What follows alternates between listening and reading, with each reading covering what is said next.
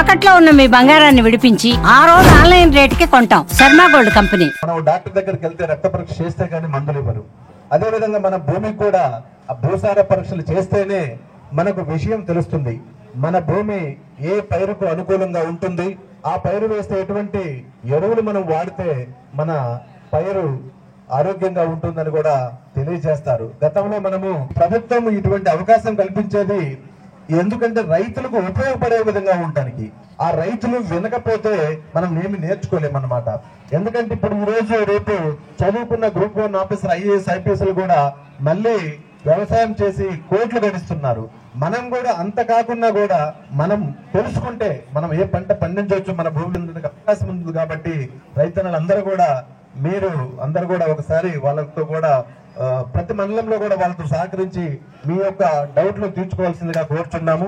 అదేవిధంగా మన శాసనసభ్యులు ముఖ్యంగా హార్నెస్ లో శ్రమిస్తూ రైతులకు అండగా ఉండటానికి రైతు బజార్లు కానివ్వండి, తర్వాత పేదలకు ఈ రోజు మన గవర్నమెంట్ హాస్పిటల్, ఒక కార్పొరేట్ హాస్పిటల్ ధీటుగా చేయించారు. నీళ్ల గురించి కానీ ప్రతి ఒక్కటి అనునిత్యం కూడా పేద ప్రజలకు అందుబాటులో ఉంటూ వాళ్ళకు కావలసిన అవసరాలు తీర్చే విధంగా ఆయన అడుగులు ముందుకు వేస్తున్నారు. కాబట్టి ఆయనకు మనందరం కూడా సహకరించవలసిందిగా మీ అందరినీ కోరుకుంటున్నాను.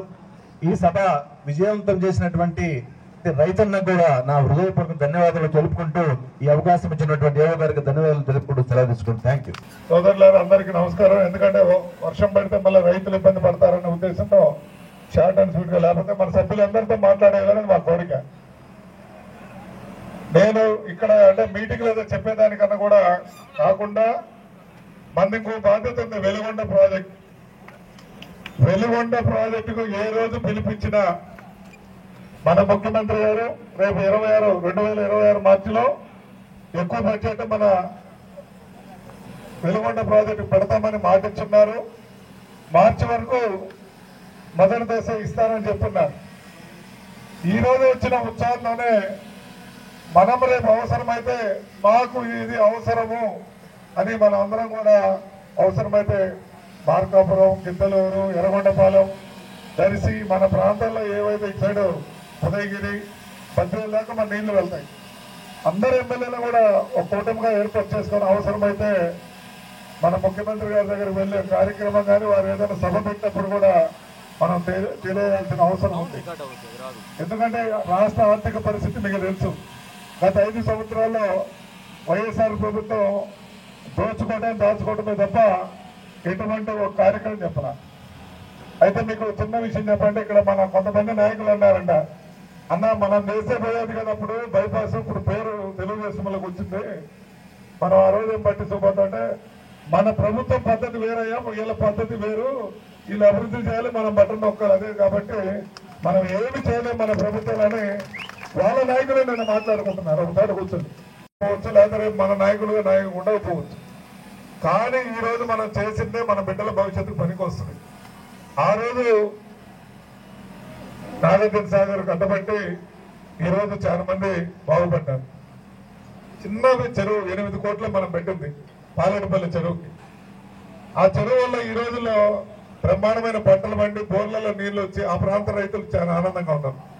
మోపాల్లో నీళ్లు ఉంటుంటే అటు సైడు కోడిగుంపుల ఆ ప్రాంతం రైతులందరూ చాలా ఆనందంగా ఉంటారు. ఈరోజు వెలుగొండ ప్రాజెక్టు వస్తే మనకు తాగునీటి సమస్య తీరిపోద్ది, సాగునీటి సమస్య తీరిపోద్ది, ఫ్లోరైడ్ సమస్య తీరిపోద్ది. ఎందుకంటే ఆ నీళ్లతో ఎన్నిసార్లు మనం వ్యవసాయం చేస్తే ఆ ఫ్లోరైడ్ మనకు అడిగినట్టు అయ్యి మన బిడ్డల భవిష్యత్తు ఇబ్బంది లేకుండా జరిగే పరిస్థితి. పోయిన 5 సంవత్సరాలు మన ముఖ్యమంత్రి నారా చంద్రబాబు నాయుడు గారు వచ్చుంటే ఆర్థిక వ్యవస్థ మొత్తం కూడా గాడిలో ఉండేది. గత 2014-19లో చేసిన పనులు మనం చెప్పుకోలేకపోవడం వల్ల మనం ఫెయిల్ అయ్యాం. ఈరోజు ఒక ఆయన ఏమన్నా అంటే, అన్న రైతులకు ఇచ్చిన 7,000 మీరు ట్రాక్టర్ తీసుకొని వస్తే మళ్ళీ మాకు 1000 ఖర్చు అయితే అంటే, నాయన ఈ రోజు 7,000 గురించి ఆలోచిస్తాం. ఇంకా నీకు భవిష్యత్తు ఉంది. ఈ ప్రాంతాల్లో వెలుగొండ ప్రాజెక్టు రావాలి, కేంద్ర ప్రభుత్వానికి కూడా ఒక నివేదిక ఇవ్వాలి. రాష్ట్ర ముఖ్యమంత్రి నారా చంద్రబాబు నాయుడు గారికి, మరి మా ఎన్డీఏ కూటమి ప్రభుత్వానికి ధన్యవాదాలు చెప్తూ, ఆర్థిక పరిస్థితి రాష్ట్రంది చాలా ఇబ్బందికరంగా ఉన్న ఇచ్చిన మాట కోసం ఎన్డీఏ కూటమి కట్టుబడి ఉందనే దానికి ఒక నిదర్శనం. ఈరోజు అన్నదాత సుఖీభావ ద్వారా మొదటి విడతగా ప్రతి రైతుకు 7,000 రూపాయలు ఇవ్వటం జరిగింది, వారి అకౌంట్లో పట్టడం జరిగింది. మరి తిరిగి మన కనిగిరి నియోజకవర్గంలోనే దాదాపు 9,900 మంది పై చిలుకు రైతులకు ఈ లబ్ధి పొందున్నారు. దాంట్లో 28.32 కోట్ల రూపాయలు మొదటి విడతగా ఇక్కడ ఇవ్వడం జరిగింది. ఇక్కడ రైతుల్ని ఇదేదో సబ్సిడీ ఒకటే కాదు, వాళ్ళ చైతన్యవంతుల డ్రిప్పు, పనిముట్లు, వారికి ఏది కావాలో ఆదుకొని రైతును ముందుకు తీసుకువెళ్లాలనే కాన్సెప్ట్ తోనే ఇక్కడ మా ప్రభుత్వం పనిచేస్తుంది. మరి ఈ రోజు మీకు అందరికీ తెలుసు, ఈ ప్రభుత్వం రాగానే బయోగ్యాస్ ప్లాంట్ ని ఈ ప్రాంతంలో ప్రారంభించడం జరిగింది. కొందరు అపోహలు సృష్టిస్తున్నారు, ఇంకా పని మొదలు పెట్టలేదు. దాన్ని 20 టీబీ ఉండేదాన్ని 50 టీబీగా దీన్ని ఇన్స్టాల్ చేయాలనే ఉద్దేశంతో దాన్ని జర్మన్ టెక్నాలజీ వారితో రీసెర్చ్ జరుగుతున్నాయి. 45 డేస్ తర్వాత ఆ ప్లాంట్ ఇక్కడ మొదలు పెట్టబోతున్నారు.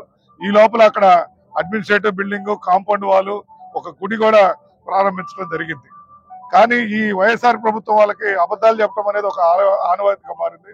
రైతు మేలు జరిగేదానికి ఆలోచించకుండా ఎంతసేపు ఈ ప్రభుత్వం మీద ఒక నమ్మకం లేకుండా చేసి వచ్చే ఇన్వెస్టర్స్ ని వాళ్ళు రానికుండా చేసే పరిస్థితి ప్రభుత్వం చేస్తుంది. వాళ్ళు గత 5 సంవత్సరాలు ఏం చేయకపోగా చేసే వాళ్ళని అడ్డు పెడుతున్న ఈ ప్రభుత్వానికి తిరిగి లోకల్ బాడీస్ లో ప్రజలు బుద్ధి చెప్తారని తెలియజేస్తూ సెలవు తీసుకున్నా. జై తెలుగుదేశం.